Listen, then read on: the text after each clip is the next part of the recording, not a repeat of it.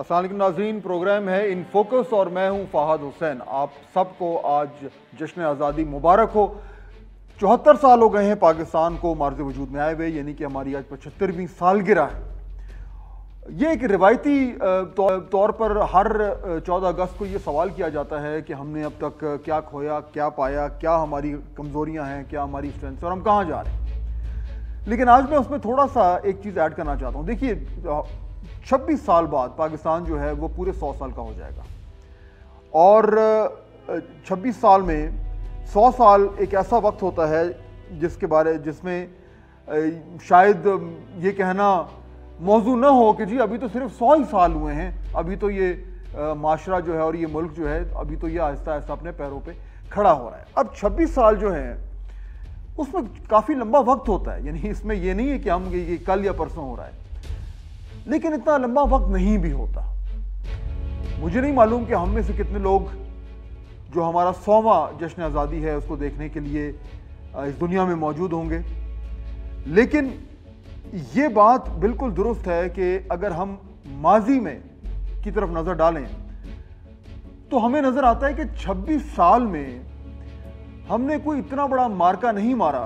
यानी आज 2021 है, 14 अगस्त 2021। 26 साल पीछे अगर आप जाएं तो वो बनता है 1995। अब 1995 जाहिर बात है मुझे तो बिल्कुल इस तरह याद है जिस तरह कल हो। मेरे जो 3 मेहमान आज मुझे ज्वाइन करें, अभी मैं उनका तारुफ कराता हूं। मैं यकीन से कह सकता हूं कि उन्हें भी ऐसा ही याद होगा जैसे कि ये कल की बात है। लेकिन 1995 में बैठकर हम में से कोई ये सोच सकता था कि 26 साल बाद, यानी 1995 में 26 साल बहुत एक दूर की बात लगती थी। उस वक्त हम में से कोई सोच सकता था कि 2021 में 26 साल बाद पाकिस्तान का वो हाल होगा जो आज है।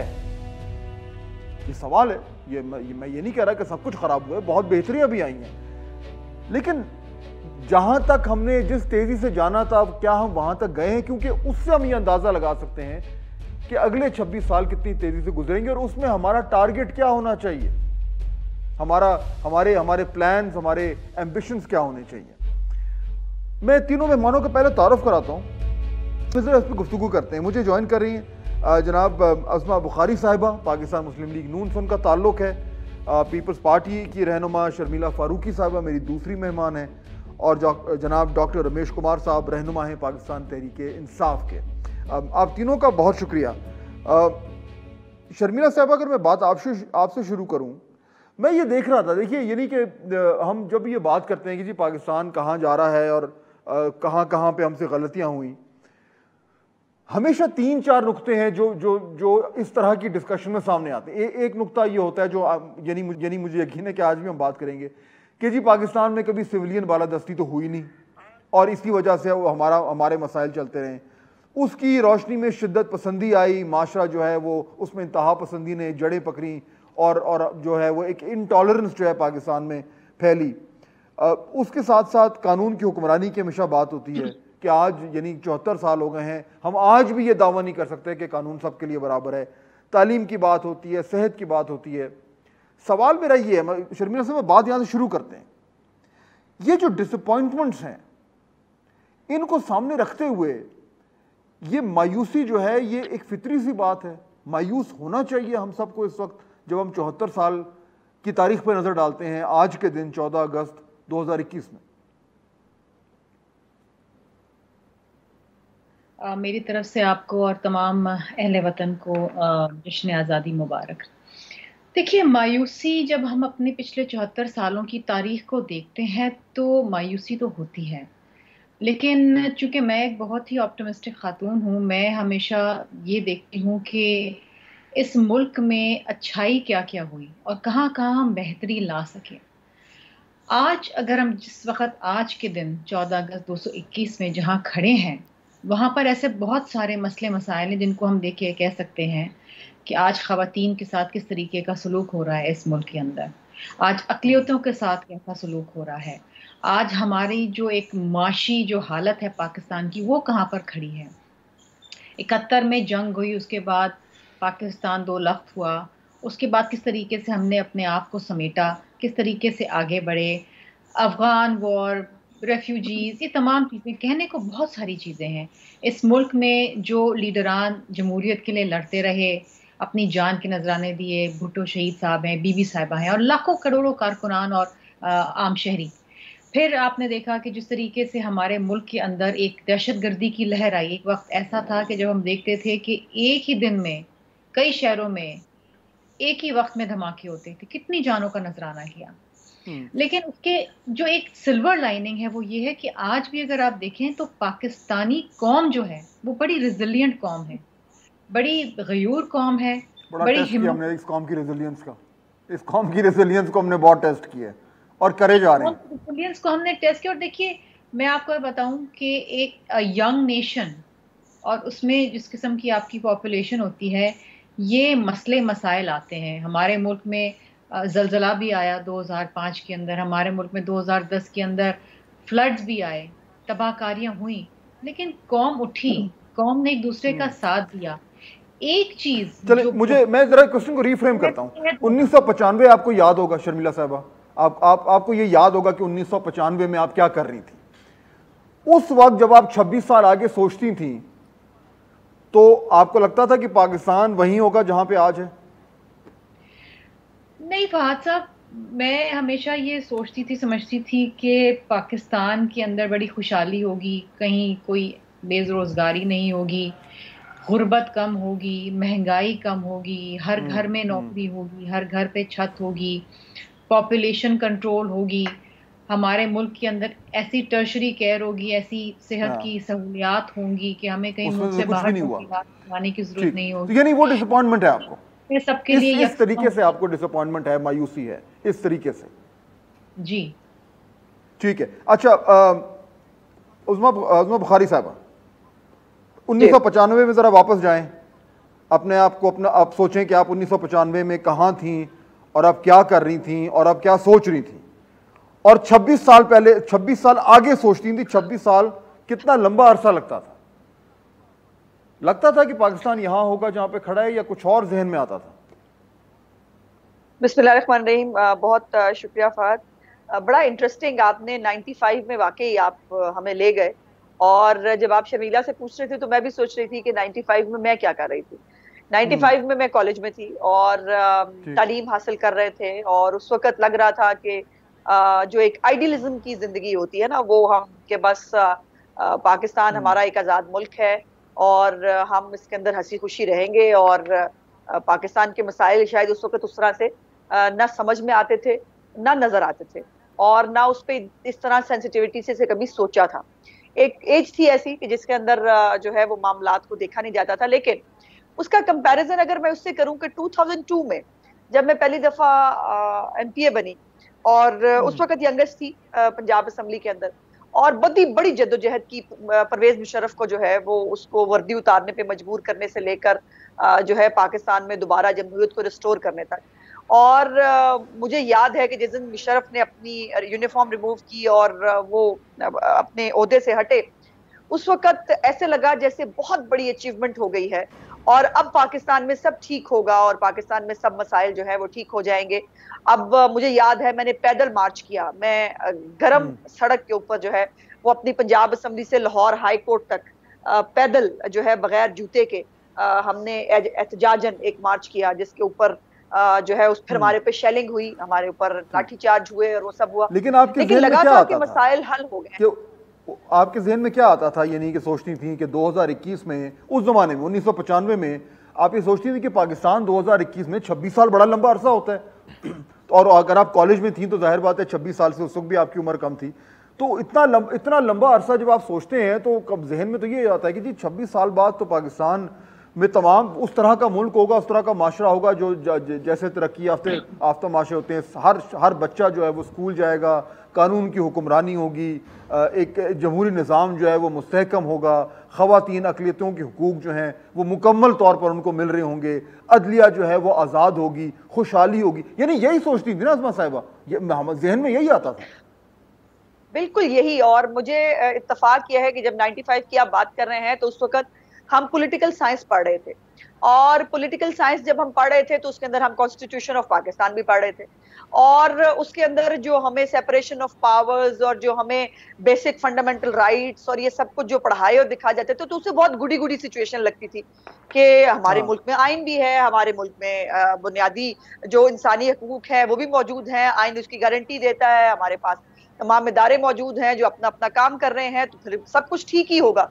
लेकिन मैंने जैसे कहा कि उस वक्त हालात और वाकयात को देखने की जो नजर है वो ये नहीं थी, जो हमें प्रैक्टिकली जब आके देखा तो पता चला कि ना इदारे वो काम कर रहे हैं जिनका उन्होंने ओथ लिया हुआ है, ना शायद सियासतदान वो काम करते रहे हैं जो उनको करना चाहिए था।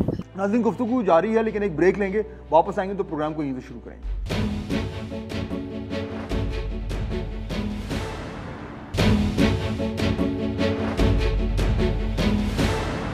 डॉक्टर रमेश कुमार साहब, आपको याद होगा 1995 में आप कहां थे, क्या कर रहे थे, और 2021 का पाकिस्तान उस वक्त आप विजुलाइज कर सकते थे, आप सोच सकते थे कि यह ऐसा होगा पाकिस्तान जैसा आज है? शुक्रिया। मैं समझता हूं कि एक आईना आपने तीनों पॉलिटिकल पार्टीज़ के जो है वो रिप्रेजेंटेटिव से जो पूछा है, और हर आदमी को अपने ज़मीर के हिसाब से सही जवाब देना चाहिए, और कुछ दिया है और कुछ मैं अपने तौर पे बात ज़रूर इस हवाले से करूँगा। देखिए, मैंने 95 में मेडिकल पास की थी, और 95 में मैं एक बिजनेसमैन भी था, डॉक्टर भी था, और एक ज़्यादा सोशल वर्कर था अपने इलाके में, और 96 में मैं पॉलिटिक्स में आ गया था। ठीक। और 2002 में मैं फर्स्ट टाइम पार्लियामेंट का हिस्सा बना था। ठीक। मुझे 95 से लेके आज तक पाकिस्तान का वो दौर, पाकिस्तान के अंदर जितनी भी हुकूमतें आई, जितने भी हुक्मरान आए, प्रोविंशियल लेवल के ऊपर, फेडरल लेवल के ऊपर, मैंने बहुत सारे लोगों से मिला। मैं समझता हूं कि और मैंने हिस्ट्री भी पढ़ी है पूरे पाकिस्तान की, मैंने इसके ऊपर लिखा भी है कि हम क्यों पीछे जा रहे हैं। मैं समझता हूं यहाँ पे पाकिस्तान के अंदर जितने भी हुक्मरान रहे हैं उनकी कोताहियाँ, जिसको जो रेस्पॉन्सिबिलिटी मिली, किसी ने पाकिस्तान के हवाले से जो काम करना था वो अपने तरीके से वो काम, right person for right job, नेक नियति के साथ, यानी पीछे जा रहे हैं। डॉक्टर साहब, आप ये कह रहे हैं पीछे जा रहे हैं, इस बात का एतराफ कर रहे हैं आप? Of course. कि कौन, आप मुझे ये बताएं कि अभी मैं गया था ताशकंद, 30 साल हुए हैं अब उसको। आप किसी रोड के ऊपर कचरे का दाना नहीं देखेंगे। वहां की कौम भी आगे बढ़ी है। आप वहां पे 20 साल के अंदर जो पार्लियामेंट है जो बनी हुई है, वहां पे जो आजादी पार्क बने हुए हैं, ये सेंट्रल एशियन कंट्रीज जहां पे $1 में अब पता नहीं लाखों जो है वो रुपए मिलती हैं, मगर वो मुल्क भी हमसे आगे निकल गए। स्ट्रेटेजिकली अगर देखा जाए कि हमारी जो सेंट्रल एशिया के अंदर हमारी जो पोजीशन है, हमें चाइना चाहेगा कि हम पाकिस्तान हमारा इत्तेहादी हो, बिल्कुल। अमेरिका 26 साल में बहुत आगे होना चाहिए। और रशियन डॉक्टर साहब 26 साल में बहुत आइडियली स्पीकिंग हमें आज पाकिस्तान जी पाकिस्तान जितना आगे होना चाहिए था, मैं समझता हूं हम उतना, उससे ज्यादा हम पीछे चले गए हैं। और उसके अंदर जितने हुक्मरान रहे हैं, मैं देखो, मैं हुकूमत का हिस्सा रहा हूं, और मैं आज भी हुकूमत का हिस्सा हूं। 99 से लेके आज तक मैं हुकूमतों का हिस्सा रहा हूं। मुझे पाकिस्तान के अंदर अगर कोई गोल्डन पीरियड नजर आया है जो पाकिस्तान की तरक्की के हवाले से, तो वो मुझे 99 से 2002 तक का नजर आया है। गोल्डन साल जो पीरियड थे पाकिस्तान, ओह गोल्डन पीरियड। मैं उस वक्त, देखे, मैं आज भी हुकूमत में हूं। मैं समझता हूं कि चाहे आज की हुकूमत हो, चाहे 2013 आप उसको गोल्डन पीरियड क्यों कह रहे हैं? 8 की उसको गोल्डन पीरियड क्यों कह रहे हैं? देखिए, वहां पे 3 साल के अंदर आप इंटरनेशनली आपके बोल्ड और ब्लंट डिसीजन, आपकी फॉरेन पॉलिसी, आपके फाइनेंशियल इश्यूज, आपके इंटरनल इश्यूज, जिस तरीके से मुल्क के अंदर चहल पहल, जिस तरीके से एक डिसीजन पावर था, जिस तरीके से करप्शन का कंट्रोल था, मैं समझता हूं अगर 2 साल और, मैं खुद उस टाइम पे था, मैंने मुशर्रफ साहब को कहा भी सही कि सर आप अभी जो है ना ये 3 साल 2 साल आप और आगे बढ़े, अगर वो 2 साल और आगे मेरी दोनों बाकी दोनों मेहमानें मेरे ख्याल है आपसे बड़ी शिद्दत से आपसे इख्तलाफ करेंगी उस मामले में। लेकिन देखिए मैं आपकी बात समझ रहा हूं। मेरी देखो पैराहे में कहा है कि दोनों बहने से मेरी देखें, मैं हर पॉलिटिकल पार्टी के वर्कर से, एमपीए से, उनके जो है वो रेबरू से, हर लीडर की मैं रेस्पेक्ट करता हूं। मैंने सिर्फ तमीज और तहजीब सीखी है, मगर मैंने सिर्फ और सिर्फ अपने माँ बाप से ये सीखा है कि जो दिल में आए और जो हकीकत हो वो आप बताया करें। मैं समझता हूं कि कोई कंपेयर नहीं है 99 से 2002 का। 2 साल अगर और मुशर्रफ की हुकूमत 2004 तक चलती, आज पाकिस्तान की हाइप ये होती। शर्मिला साहब देखिए, ये नुक्ता चले वो डॉक्टर साहब का अपना ओपिनियन है और उसमें अगर आप कुछ पैरामीटर्स में देखें तो ये बात ठीक है कि बड़ी प्रोग्रेस हो रही थी और जो है वो करप्शन के खिलाफ हो रहा था, जो भी है। लेकिन वो एक और इशू था जो सिविलियन बालादस्ती का इशू है, वो मैं उस तरफ अभी आता हूं। लेकिन जो मेरा नुक्ता है शर्मिला साहबा, जो मैं आप तीनों के सामने रखना चाह रहा हूं, वो ये है कि देखिए, जब मैं अभी देख रहा था मिल्ली नगमे हम बचपन से सुनते आ रहे हैं और किसको अच्छे नहीं लगते वो। यानी अगर आप थोड़ा सा पीछे चलें, अभी वो 80s के नगमे चल रहे थे, आलमगीर के और मोहम्मद अली शेखी के और बेंजामिन सिस्टर्स के और नाहिद अख्तर के, और वो सारे यानी हम बचपन से गानों को सुनते आए और उस जमाने में भी बड़ा अच्छा लगता था। यानी नुक्ता मेरा ये है कि आप जिस दौर में रह रहे होते हैं, उस दौर का जो भी हुक्मरान होता है वो आपको एक फील गुड फैक्टर देता है कि जी मेरे होते हुए पाकिस्तान में सब कुछ अच्छा है, और इस तरह के इमोशनल तरीके होते हैं कि आप नगमे दिखा करके जनाब यहाँ पे दूध और शहद की नहरें बह रही हैं। शर्मिला साहिबा, प्रॉब्लम ये तो नहीं है कि हर दौर को हम समझते हैं कि ये बेहतरीन है और हम वही गलतियां दोहराते जा रहे हैं, वही जो ब्लंडर्स हैं वो करते जा रहे हैं और सबक नहीं सीखते जा रहे। यानी कि हम एक गर्दाब में फंसे हुए हैं। हम जहां हमें 2021 में होना चाहिए था वहां पे हम इसलिए नहीं पहुंच पा रहे क्योंकि हम यही नहीं समझ पा रहे कि हमने जाना किधर है। इसी चीज पे हम क्लियर नहीं है। ये बात ठीक है शर्मिला साहब? We not clear where we want to go. Fahad साहब, बात ये है कि हमें ये तो पता है हमें कहां पर होना चाहिए और हमें किस सिमत जाना है, लेकिन उस सिमत ले जाने के लिए हमारे पास पाकिस्तान के अनफॉर्चुनेटली वो सही हुक्मरान नहीं मिलते। अभी जब मेरे भाई डॉक्टर साहब बात कर रहे थे जनरल मुशर्रफ के दौर की, और वो कह रहे थे कि जी उसमें बड़ी तरक्की हो रही थी, उस पर खैर एक अलग डिबेट है कि हो रही थी कि नहीं हो रही थी, लेकिन एक जो चीज़ थी वो ये ज़रूर थी कि उस वक़्त एक बड़ा सेंट्रलाइज्ड पावर था। He was an all powerful administrator. वो प्रेसिडेंट थे, वो चीफ ऑफ आर्मी स्टाफ थे, हर चीज़ उनके कंट्रोल में थी। हमारे मुल्क के अंदर देखिए ये चीज़ें आप रद्द नहीं कर सकते, या इस पर आप जिस तरह आप कह रहे हैं ना कि अभी इसको मैं डिस्कस नहीं करता। Pakistan has had a chequered history. हमारे यहाँ आमिराना दौर आया जब पाकिस्तान बन रहा था, जब पाकिस्तान का ख्वाब देखा गया और जब पाकिस्तान बन गया। क्या कभी किसी ने सोचा था कि यहाँ पर आमिराना दौर आएंगे और सिविलियन दौर नहीं? शर्मिला साहब, यही तो आपने कहा ना कि सिमत का हमें मालूम है। मेरा नुक्ता ये कि एक्चुअली सिमत हमें इसलिए क्लियर नहीं है क्योंकि डॉक्टर साहब के ख्याल में वो दौर, मुशर्रफ का दौर बहुत अच्छा था।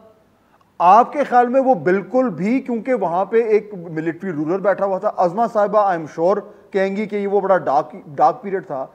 तो हमारी सिम तो क्लियर नहीं है क्योंकि डॉक्टर साहब के लिए एक मिलिट्री डिक्टेटर अगर वो तरक्की दे रहा है हमें तो वो ठीक है, कोई बुराई नहीं है, पाकिस्तान को फायदा हो रहा है, आपके लिए नहीं है। यही तो कंफ्यूजन है, सिम क्लियर नहीं है हमारी। जनरल मुशर्रफ के दौर में पाकिस्तान उस जंग के अंदर मुलविस हुआ और उसे घसीटा गया जो जंग हमारी नहीं थी, और जिसके नतीजे में हमारे हजारों पाकिस्तानी शहीद हुए हैं। हमारी सरकारी गैर सरकारी इमलाक जो है वो तबाह हुई है, और उसके इफेक्ट्स आज तक पाकिस्तान जो है, Pakistan is railing those effects. उससे पहले अगर आप जनरल जिया का दौर देखें, क्लैशनकॉफ कल्चर, ठीक है, तमाम क्या अब मुझे बताएं आज तक पाकिस्तान उन भयानक सिनेरियो से निकल पाया है? यही तो प्रॉब्लम है, हमें नजर इसी पे तो अग्री नहीं कर पा रहे। अज़मा साहिबा, सिमत क्लियर है हमारी। हम अग्री इसलिए नहीं कर पा रहे फहद साहब क्योंकि पाकिस्तान की चेकर्ड हिस्ट्री के अंदर हमें आज तक ये समझ नहीं आया कि हम किस सिमत हैं। नाज़रीन, छोटी सी ब्रेक लेते हैं और फिर गुफ्तगू को यहीं से आगे बढ़ाएं।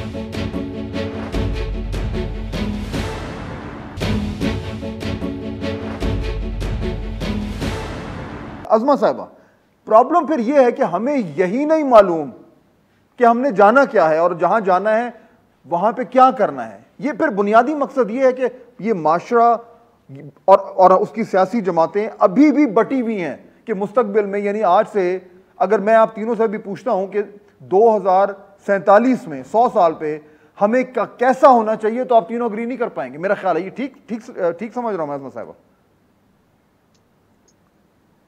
डिपेंड करता है कि कोई क्या सोचता है। मुझे डॉक्टर साहब की पूरी उसका एहतराम है, जो भी उनकी राय है वो उनकी राय है, हो सकती है। लेकिन मेरा इख्तलाफ यहीं पे तो है कि मुशर्रफ के दौर की बात कर रहे हैं। क्या मुशर्रफ साहब ने ओथ लिया था जो अपना, उसमें उनका दौर आना चाहिए था? क्या मुशर्रफ साहब को हुक्मरान बनना चाहिए था? क्या परवेज मुशर्रफ को 2/3 मेजॉरिटी के प्राइम मिनिस्टर को जो है वो बजोर ताकत घर भेजना चाहिए था? यही तो मेरा कंसर्न है और यही मेरा केस है कि आज भी 74 साल बाद हमें नहीं पता कि इस मुल्क के अंदर जो है वो क्या होगा। सियासी जमातें जो है उनको पनपने नहीं दिया जाता। सियासी जमातें, उनके लीडर्स, उनको ग्रो नहीं करने दिया जाता। उनको हर वक्त डेवल पेंट करना है ताकि दूसरे जो है वो अपने आप को गुड पेंट कर सके और अपने आप को एक जो है वो सर्वाइवर दिखा सके, ताकि तभी तो ये वाली बहस हम कब से कर रहे हैं? लेकिन मैं पूछना, ये वाली बहस हम कब से कर रहे हैं? और ये पता नहीं हम कब तक करेंगे। ये पता नहीं हम कब तक करेंगे और यही एक डायलेमा है। यही डायलेमा है हमारा कि हम कब तक करेंगे। मेरा सवाल ये है कि बाकी मैं छोड़ देती हूँ पीछे अयूब वगैरह के जो तमाम अदवार थे उसको। ज़ियाउल हक आए, उन्होंने 11 साल हुकूमत की और 11 साल हुकूमत करके वो पाकिस्तान को जो हेरोइन कल्चर है, जो क्लाशनकोफ कल्चर है, जो एक एक्सट्रीमिज्म है और जो एंटी वुमेन जो लॉज थे, ये सब का तोहफा देके वो चले गए। उसको एड्रेस आज तक हम नहीं कर सके। आज तक हदूद ऑर्डिनेंस जो है ना उस पर बात हो सकती है, ना उसको खत्म करने के बारे में सोचा जा सकता है। ये उनका उसमें एक चीज और भी ऐड कर लीजिए। एक मिनट, मुझे अपना पॉइंट जी। देखिए, मैं ये कह रहा हूं कि ये बात बिल्कुल दुरुस्त है, लेकिन जब हम इस पे आ जाते हैं ना कि जी उसके दौर में ये था, बिल्कुल था, मैं आपसे इख्तिलाफ नहीं कर रहा, लेकिन फिर आप देखें कि जिस दौर में जो है वो सिविलियन गवर्नमेंट थी, पूरा 90s था, उसके बाद था, जो हमारे बुनियादी मसाइल हैं वो तो हल नहीं हुए। यानी मुझे बताएं कि क्या हमारा जो तालीम का मसला है वो इन हुकूमतों ने हल किया? मिलिट्री रूलर्स ने तो बिल्कुल नहीं किया, लेकिन क्या सिविलियन रूलर्स ने किया? क्या उन्होंने हेल्थ के सेक्टर को ठीक किया? क्या उन्होंने जो हमारा जो इंसाफ का निज़ाम है उसको ठीक किया? क्या उन्होंने कानून की हुक्मरानी को बेहतर करने के लिए इक़दाम उठाए? क्या उन्होंने पुलिस को ठीक किया? क्या यानी जी, मैं अगर मेरा पॉइंट मैं अगर अपना पॉइंट सब तरफ है, ये शायद इस सवाल की जरूरत ना पड़ती। परवेज मुशर्रफ साहब ने रोशन ख्याली और सबसे पहले पाकिस्तान और ये नारे लगाकर वो आए और आने के बाद उन्होंने जो है वो जितनी इमदाद पाकिस्तान को उस दौर में मिली, जो उस दौर के खांचे खुले हुए हैं, वो आज तक उसका जवाब, जो दूसरों का एहतसाब करते रहे, उनका आज तक कोई जवाब हमें नहीं दे सका। क्योंकि यही तो बात है, हमसे सवाल हो सकता है, हमें पूछा जा सकता है, हमें एहतसाब के नाम पे रगड़ा लगाया जा सकता है, लेकिन बाकी जो लोग हैं उनका एहतसाब नहीं हो सकता। अब यकीनन आप दुरुस्त कह रहे हैं, 90s का दौर को आइडियल दौर नहीं था जमहूरियत के लिए, बट फिर वही बात है, मैं सियासतदानों को बरीज़िम्मा नहीं कर रही। सियासतदान इस्तेमाल होते रहे, एक के खिलाफ दूसरा, दूसरे के खिलाफ पहला। और जो ये म्यूजिकल चेयर है कि वजीर आजम जो है वो आए, उसके बाद उसको निकाल के बाहर फेंक और कोई लेके आऊंगा। डॉक्टर साहब, डॉक्टर साहब थोड़ा दीजिएगा, फिर मैंने आगे चल जी। हाँ, पहली चीज तो ये कि अगर आप 25 साल से पीछे चले जाते हैं तो उसमें कोई शक नहीं है कि 74 सालों के अंदर जो अगर ब्लैक डे अगर पाकिस्तान के समझें वो जनरल ज़ियाउल हक के थे, उसमें कोई शक नहीं है। हम रिलीजियसली, इंटरनेशनली, मैं समझता हूँ हम बहुत पीछे चले गए, उसमें कोई शक नहीं है। मैंने 25 साल के एक्सपीरियंस में मैंने आमरीत या उसकी बात नहीं की, मैंने अपना एक्सपीरियंस शेयर किया कि कौन कौन से लीडर किस किस तरीके से जो है वो चले। ये नहीं कहता कि पॉलिटिकली किस तरीके से हुकूमत गिराई गई या क्या किया गया, बहुत सारे इश्यूज हैं। पहली चीज़ तो ये कि मैं समझता हूं कि मुशर्रफ का जो दौर था, जो यहाँ पे हुक्मरान रहे, उन हुक्मरानों के अंदर बहुत अच्छा दौर था। दूसरी चीज़ आपने ये पूछी कि आप आगे क्या देख रहे हैं, क्या हमें करना चाहिए। मैं ये समझता हूं कि आज भी अगर पाकिस्तान को आगे लेके जाना है, इस वक्त पाकिस्तान के अंदर इंटरनल यूनिटी की ज़रूरत है और इंटरनल यूनिटी तब हो सकती है जब सारी पॉलिटिकल पार्टी, सारे लोग अपने जमीर को साफ करके सिर्फ एक एजेंडा हो। ये एजेंडा नहीं हो कि मुझे कश्मीर की इलेक्शन जीतनी है, तो पीटीआई पीएमएलएन के ऊपर इल्जाम लगाए, पीएमएलएन पीपुल्स पार्टी के ऊपर इल्जाम लगाए, आपस में तीनों पॉलिटिकल पार्टी ऐसे लगाए कि हमें हमारे कश्मीर काज को नुकसान रसे। नाज़रीन, गुफ्तगू जारी है, लेकिन एक ब्रेक लेंगे, वापस आएंगे तो प्रोग्राम को यहीं से शुरू करेंगे।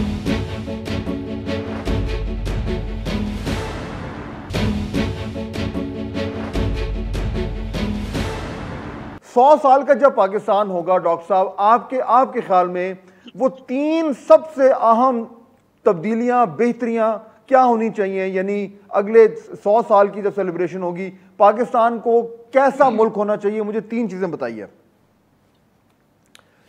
मेरे हिसाब से पाकिस्तान के अंदर 2 चीजों के ऊपर, मैंने माजी में भी बहुत सारे आर्टिकल इस चीज के ऊपर लिखे हैं कि हमारी फाइनेंस पॉलिसी, हमारी फॉरेन पॉलिसी से हर चीज हमारी रिलेटेड है, वहां पे हमारा एक कंसोर्शियम होना चाहिए। वहां पे हमारी फॉरेन पॉलिसी के अंदर एक्सपीरियंस्ड लोग जो मुख्तलिफ पॉलिटिकल पार्टीज के साथ रहे हैं, मुख्तलिफ ब्यूरोक्रेसी में रहे हैं, मुख्तलिफ फॉरेन तो एक फॉरेन पॉलिसी एडवाइज रहे हैं, उनका ऐसा कंसोर्शियम होना चाहिए जो हमारी मुल्क की फॉरेन पॉलिसी के हवाले से इस वक्त ये जो साल चल रहा है, इस साल के अंदर अगर हमने इंटरनल यूनिटी पैदा करके और मुल्क की फॉरेन पॉलिसी के हवाले से राइट डिसीजन किए तो हमारी डायरेक्शन, हमारी सिमत जो है वो करेगा। अगर डायरेक्शन हमारी इस वक्त जो भी होगी वो हमारी मुल्क का फ्यूचर डिसाइड करेगी कि हमारे मुल्क का फ्यूचर क्या होगा। शर्मिला साहब, 3 सबसे बड़ी इनकलाबी तब्दीलियां जो पाकिस्तान में होनी चाहिए, जिससे पाकिस्तान वहां पहुंचेगा जहां पे हम सब चाहते हैं कि उधर पहुंचे। देखिए, सबसे पहले तो मैं पाकिस्तान की नेशनल सिक्योरिटी के हवाले से बात करूंगी कि इस पे किसी किस्म की कोई सियासत नहीं होनी चाहिए। तमाम सियासी अस्करी क़यादत बैठ जाए सर जोड़ के और इसके ऊपर एक ऐसा लाएमल बनाए, क्योंकि पाकिस्तान की नेशनल सिक्योरिटी के हवाले से, और जिस तरीके से भी डॉक्टर साहब ने कहा फॉरेन पॉलिसी के उसके अंदर ले लीजिए कि पाकिस्तान की जो सरहदें हैं और पाकिस्तान के जो ताल्लुकात हैं अपने बिलखुसूस अपने नेबर्स के साथ, वो इस किस्म के होने चाहिए जिसमें म्यूचुअल रिस्पेक्ट और ट्रस्ट हो। ये बहुत इंपॉर्टेंट है। दूसरी सबसे अहम चीज़ ये है तालीम का निज़ाम और तालीम की क्वालिटी 100% होनी चाहिए। हमारी लिटरेसी तालीम ही है जो इस मुल्क में हमारे जो बच्चे हैं, they are like a nuclear acid. जिस तरह हम उनको प्रोटेक्ट करते हैं, हम अपने बच्चों को प्रोटेक्ट करते हैं। हमें उनको एक अच्छी तालीम देनी है, हर बच्चे को तालीम देनी है। लास्ट बट नॉट लीस्ट, हमारी माशी पॉलिसी, इस मुल्क को आगे किस तरह आपने ले जाना है, खुशहाली कैसे मुल्क में लानी है, माशी पॉलिसी, किस तरीके से हम अपनी रात को बचा सकते हैं, ज़राअत तबाह हो रही है, किस तरीके से हम लोगों को रोजगार पहुंचा सकते हैं। इसके ऊपर 3 बड़ी चीजें जिससे पाकिस्तान जो है वो वैसा मुल्क बने जैसा कि हम चाहते हैं। पहले तो यकीनन मैं सिविलियन जो सुप्रीमेसी है उस पर बात करूंगी। हमारी प्रॉब्लम अभी तक ये है कि 74 साल बाद भी वोट भी दो और वोट पे पैरा भी दो, और अभी तक जो है वो हमारे मुल्क में इलेक्शन चोरी होते हैं। सो जो सेंस है बिल्कुल ट्रू लेटर एंड स्पिरिट में जो कॉन्स्टिट्यूशन पाकिस्तान की है, जो जिसका काम है उसको वो करना चाहिए, और अवाम जिसको मुंतखब करें उसको पाकिस्तान की खिदमत करनी चाहिए, पहली बात। दूसरी बात यह है कि जो गुर्बत है, मैं उसको सबसे बड़ी प्रॉब्लम समझती हूँ पाकिस्तान के लिए। जो ये पॉवर्टी की लाइन में इंक्रीज हो रहा है दिन ब दिन, जो एक डिवाइड है हैव और हैव नॉट्स के बीच में, इसको जितनी जल्दी ब्रिज कर सकेंगे बेहतर होगा। इससे लॉलेसनेस भी बढ़ती है, क्राइम में भी इजाफा होता है, ये सब होता है। और थर्ड मोस्ट इम्पॉर्टेंटली, मैं जो है सिक्योरिटी के हवाले से, यकीनन पाकिस्तान की सिक्योरिटी को हमें, और अल्लाह का शुक्र है कि सियासी जमातों का, जहां आपने पूछा था ना क्या देके गए हैं पाकिस्तान को, अभी तक जो भी दिया है वो सियासी जमातों ने दिया है, डिक्टेटर्स ने सिर्फ नारे लगाए थे। ये पाकिस्तान का एटॉमिक प्लांट जो प्रोग्राम है वो हो, पाकिस्तान का इंफ्रास्ट्रक्चर हो, पाकिस्तान के बड़े बड़े जो प्रोग्राम्स हैं, डैम्स हैं, चीजें हैं, ये सब जो है पॉलिटिकल पार्टीज नहीं बनाई है। पॉलिटिकल पार्टीज अवाम को जवाबदेह होती हैं, इसलिए वो अपने इस्तात के मुताबिक काम करती है और उनको काम करने का मौका मिलना चाहिए।